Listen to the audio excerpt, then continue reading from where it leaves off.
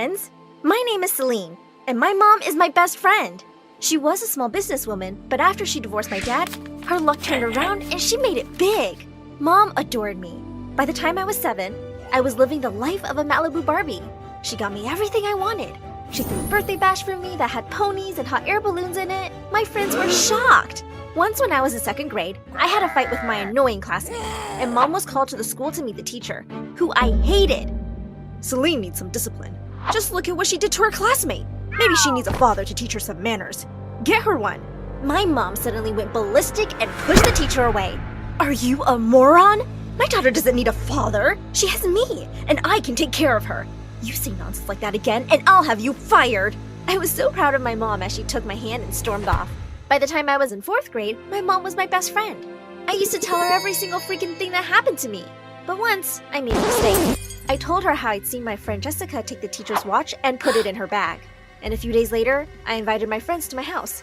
When we were all having lunch, I heard a loud scream from my room.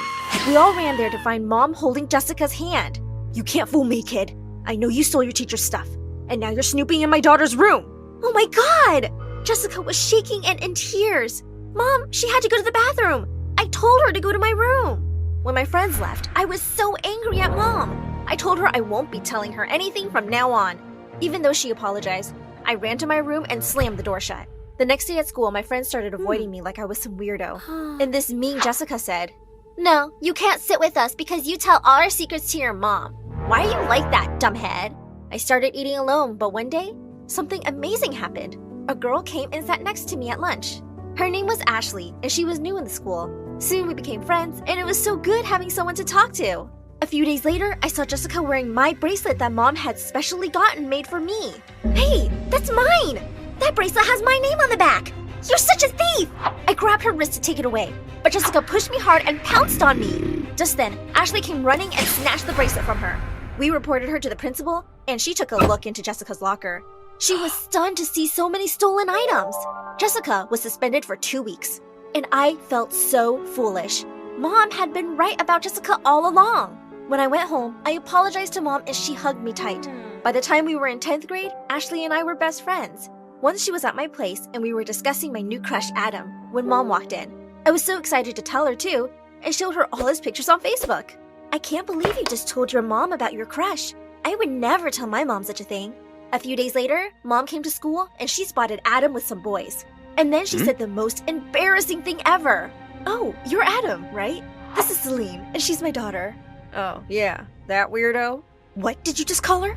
A weirdo, and I think she's also dumb. Oh my God, you're such a rude kid. I can't believe she has a crush on you. And she even looks at your pictures on Facebook all day? For what? You're a jerk, I can tell. Everybody, including Adam, looked at me like I was some psycho stalker. I grabbed Mom's arm and tried to drag her away.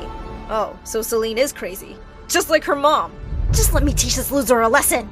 Mom tried to attack him, but thankfully, I was able to drag her away. At home, I had a huge fight with Mom about it. I did the right thing, Celine. The only thing you did was ruin my life. Mom asked for forgiveness, and I knew Mom meant well. So after a few hours, I forgave her and we hugged. But not for long. A couple of months later, we were having a Mother's Day event at our school.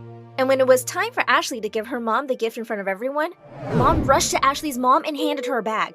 She had gotten a matching outfit for her and Ashley. I was so sorry to hear from Celine about your money problems and the divorce. You must be going through a really hard time right now. That's why I bought the nicest dresses for you and Ashley. Oh my God! How could she blurt that secret out in front of everybody? Ashley and her mom were stunned. So were all the people in the classroom. Suddenly, Ashley was furious. She attacked me and held my hair tight in her grip. How could you tell your mom about it? You know she can't keep a secret. Why did I ever trust you? Even Ashley's mom was furious and she screamed at Mom, calling her bad names. And that day, I lost my best friend. She just refused to talk to me. And a week later, she and her mom moved away without even saying goodbye. I was heartbroken. And my relationship with my mom was never the same. Celine, please forgive me. It was an honest mistake. Mom, enough is enough. You betrayed my trust and hurt other people.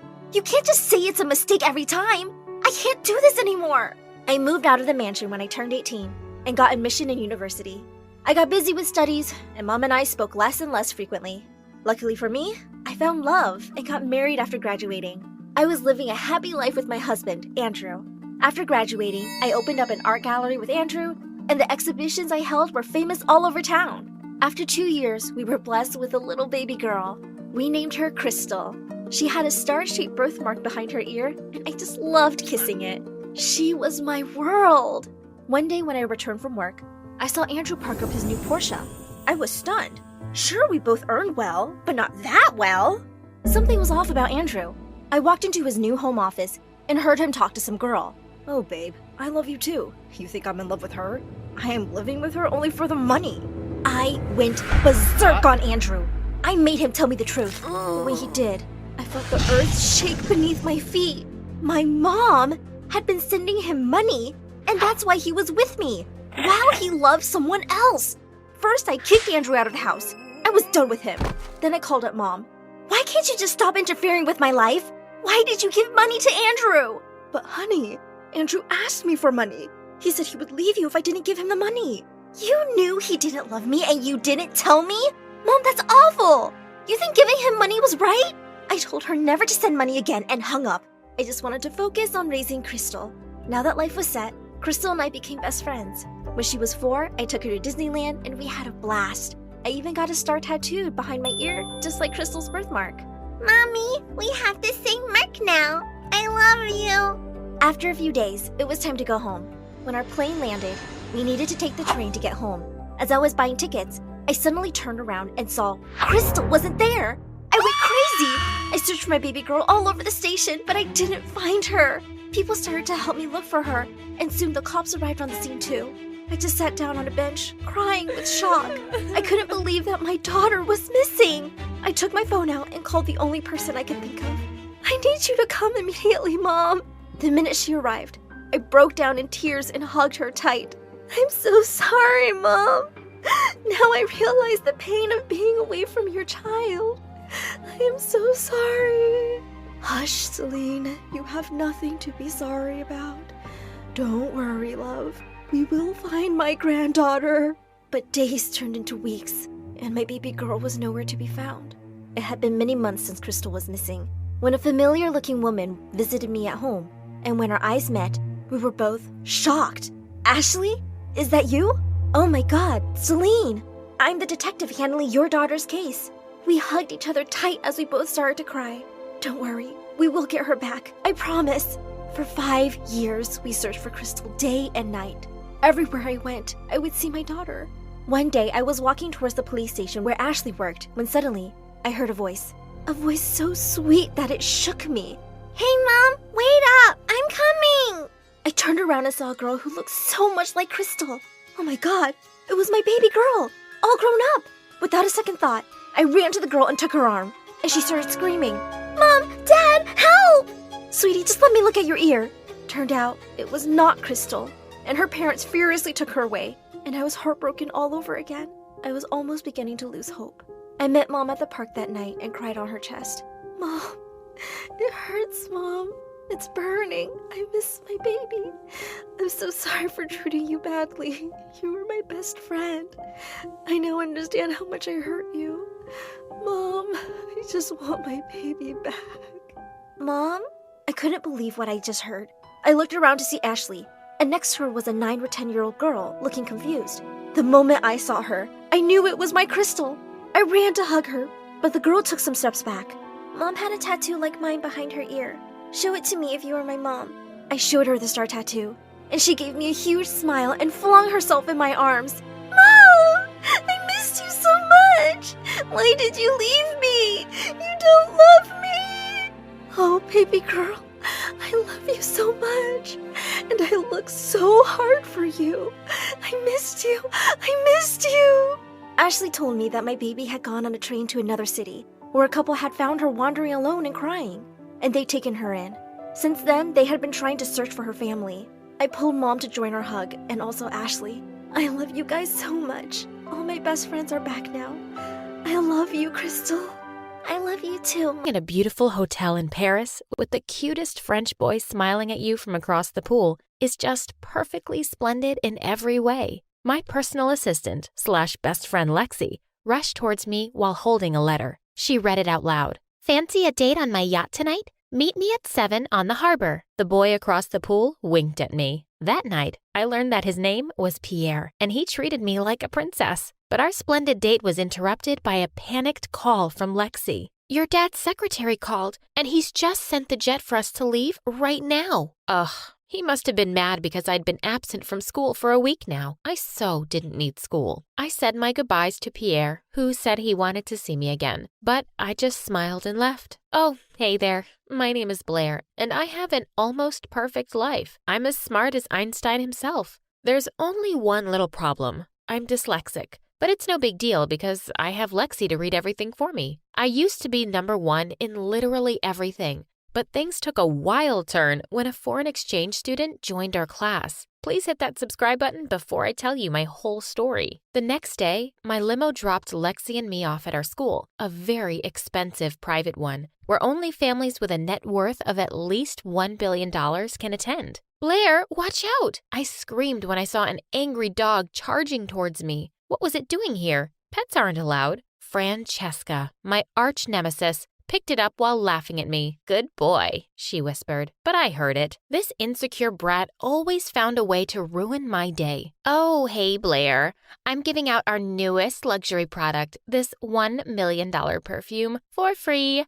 I thought you might need one. Thanks, Francesca, but I'd rather donate it to charity. The principal appeared and got angry when she saw her dog. Our dog mansion with 10 floors is currently being renovated, so my baby needs to roll with me. Ugh, what a show-off. The principal shut her mouth when Francesca gave her a stupid perfume, too. In the middle of class, I suddenly forgot how to breathe when the most gorgeous boy that I'd ever seen walked in. Everyone, I would like you all to meet Terrence, a foreign exchange student from Korea, and he will be with us for this school year. We were all speechless as we looked at him. Francesca immediately offered her seat, but Terrence just headed quietly to the back. Our math teacher then started the discussion and suddenly asked us to solve the area of a stadium on our tables. Such a no-brainer. The answer is, it's 69,963 square meters. We all turned to Terrence like we'd seen a ghost. He'd answered before me. Like, how? After class, all the girls flocked around him, including Lexi. I tried to smile at him too, but he didn't smile back. What a snob.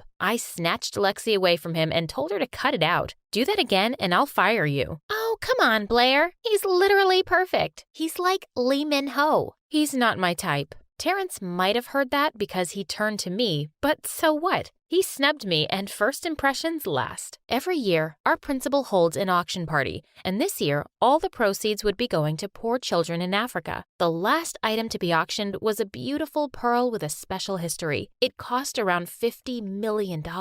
As expected, Francesca and I started the bidding battle. 100 million, 200 million, 500 million.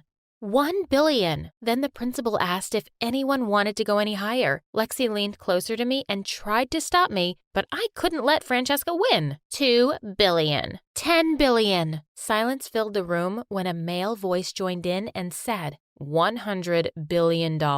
Everyone turned to the back. It was Terrence again. He really was something else. The principal declared, "Wow, that's a new record. Sold!" My eyebrows shot up when I saw Francesca offering him a handshake in a flirty way. Lexi said, "I think you two look better together." Ew, stop that, Lexi. He's a snob and only loves his phone. During our finals week, as usual, I took a special oral exam because of my reading condition. When the results came back the next day, the blood drained from my face when I didn't see my name at the top spot. It was Terrence. He hadn't even been in our school a full year. Then Francesca appeared from nowhere and said, "Just accept the fact that you're a loser now, Blair." I asked Lexi to do some research on Terrence. I needed to know what was up with him. He seemed like the love child of Einstein and Bill Gates. One day, while I was rushing to the toilet, I bumped into him and tripped over. Jeez. His chest was as hard as a tree. I looked up at him and met his cold, brown eyes. I was expecting him to offer his hand,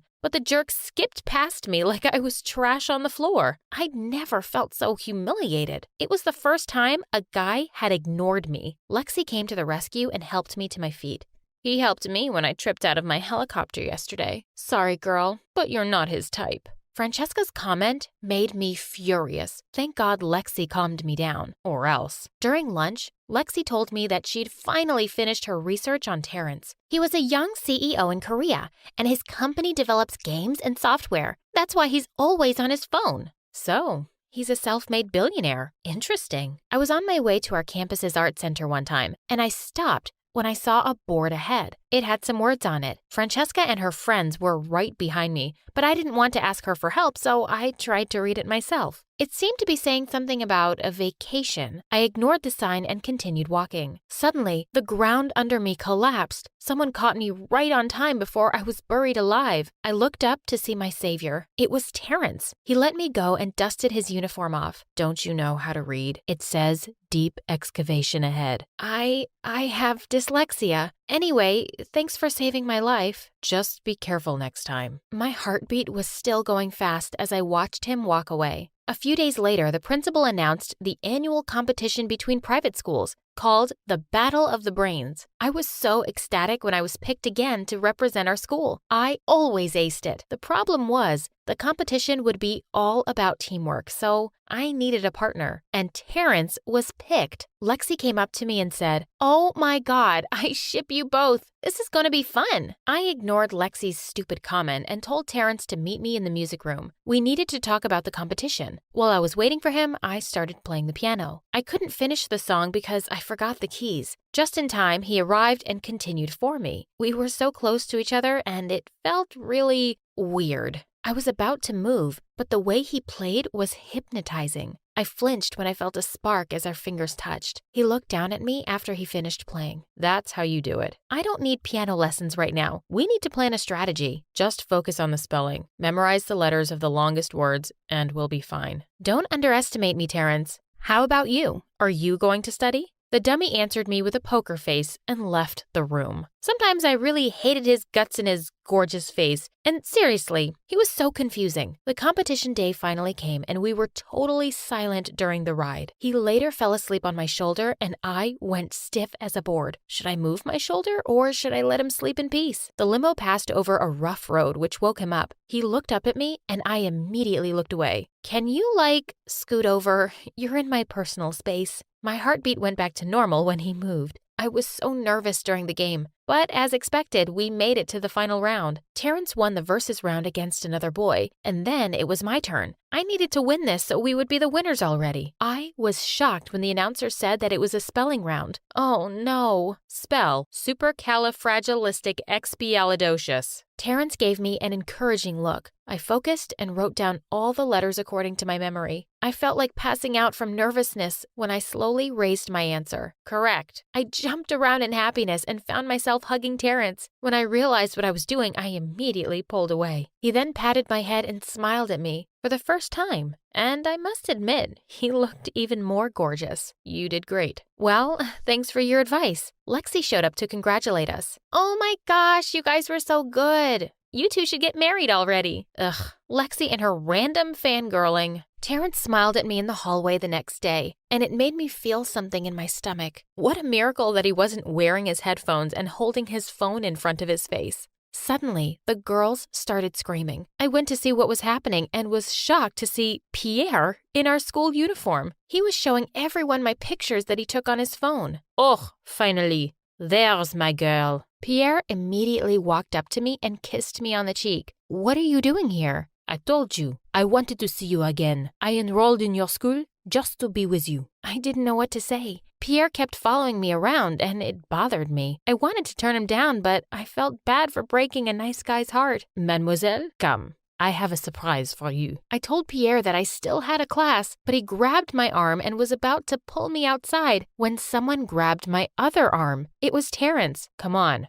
we're running late already. Everyone stopped in their tracks to watch. Terrence and Pierre were glaring at each other, and there I was, looking like a statue between them. Neither of them wanted to let me go, and it was so awkward. I caught Lexi's eye and gave her the signal to help me. She acted like she sprained her ankle and purposefully fell on Pierre. Lexi then winked at me as Pierre turned to help her. She was the best. I didn't know how to get rid of Pierre over the next few days. Terrence started avoiding me too. Once, when I went into class, Pierre winked at me and told me to come and sit next to him. I said, "Pierre, I just want to be clear that you're not my boyfriend. Yet." That night, Francesca threw a party on her own private island and invited everyone. I didn't want to go, but Pierre was so persistent. During the party, he was telling me about his plan to buy a resort in Paris. He was talking nonstop while all I could think about was Terrence. I wished he was here. I signaled Lexi to start our plan. I excused myself to the restroom as she came over and I let her entertain Pierre. I sneaked out and found myself in a beautiful garden. While I was smelling some flowers, I suddenly felt someone's presence beside me. I turned to see Terrence. "You're here. I didn't think you'd come. Francesca came over to my place yesterday and invited me." What? I wanted to ask him what else she did at his place, but I chickened out. He was looking up at the sky and suddenly a snowflake dropped on his forehead and he slowly closed his eyes. It was a beautiful moment, and I just found myself staring. It's the first snow of the year. Oh. Is it? He seemed to be so happy about it, and I wondered why. "Where's your boyfriend?" "He's not my boyfriend. I just met him in Paris last time I was there." "I'm relieved." "What do you mean?" The snow continued falling over us. He stepped closer and suddenly kissed me on the forehead. "I like you, Blair." I wasn't expecting that. My heartbeat was so loud I was shaking. Moments later, I finally gave in to my attraction. I think I like you too." "Let's get out of here." I told him that only my dad had access to our helicopter, but he just gave me a smug smile and said, "That's not a problem." Did he plan ahead or what? The helicopter flew us to a beautiful place, and while we were enjoying the marvelous view beneath us, I felt his hand holding mine. It gave me an electric feeling. I'd never felt this way before. After our helicopter date, he brought me to this Korean restaurant and made me taste their delicious specialties. We fought over the bill and he won and paid for it.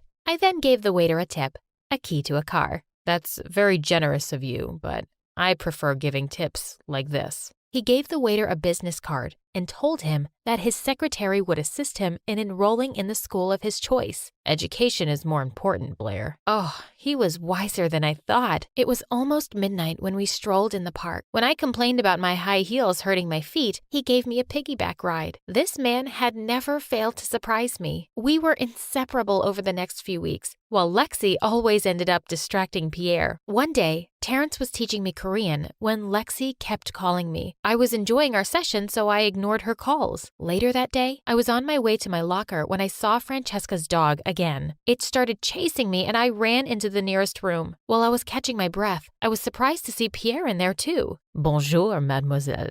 Miss me?" Before I could react, he suddenly kissed me. I was so shocked that I couldn't move. I slapped him and walked out to look for Lexi, but I couldn't find her anywhere. She wasn't answering my calls either. Where was she when I needed her? The next day, everyone was looking at me like I'd done something terrible, which I apparently did because an anonymous account had posted a picture of me kissing Pierre on Instagram. No, it was all a mistake. I asked Lexi about it, but she was so mad at me. What did I do? That pervert made a move on me. You weren't there when I needed you because you only care about Terrence now.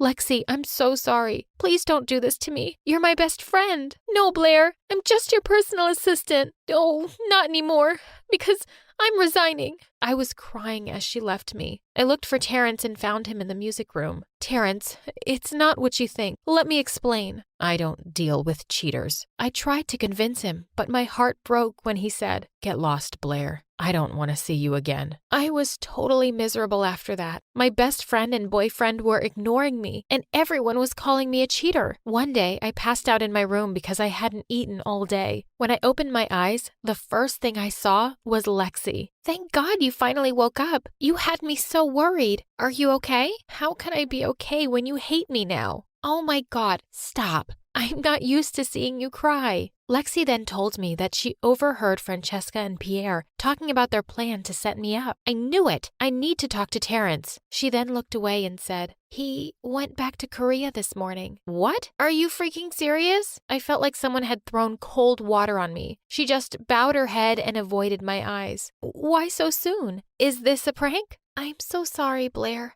I already told him the truth, and he believed me, but he still left. No, this can't be happening. I tried to get up, but Lexi told me that my doctor had advised that I shouldn't leave bed yet. I called Terrence, but his phone wasn't on. I checked his social media accounts and confirmed that he was already back in Korea. I just wanted to sleep and hope that it was all a dream. The next day, I woke up to Lexi's scream. She pulled me out of bed and dragged me outside. There was an unfamiliar jet landing outside. A handsome boy then stepped out, and I swear, my heart jumped with joy when I realized who it was. I ran up to him and hugged him. He apologized for doubting me and for not telling me about him leaving. I just needed to finish my surprise for you. He then showed me an app on his phone. You can download this from the App Store. I've specially developed this for dyslexics. Oh my God, this is amazing. I love you, Terrence. I love you more, my Blair. I was so over the moon when he finally kissed me. Another cute Korean guy came out, and Lexi looked like she just peed her pants. Terrence introduced him as Andrew, his brother, and Lexi started jumping in excitement. Thank God you have a brother. Terrence and I just laughed as we held each other's hands.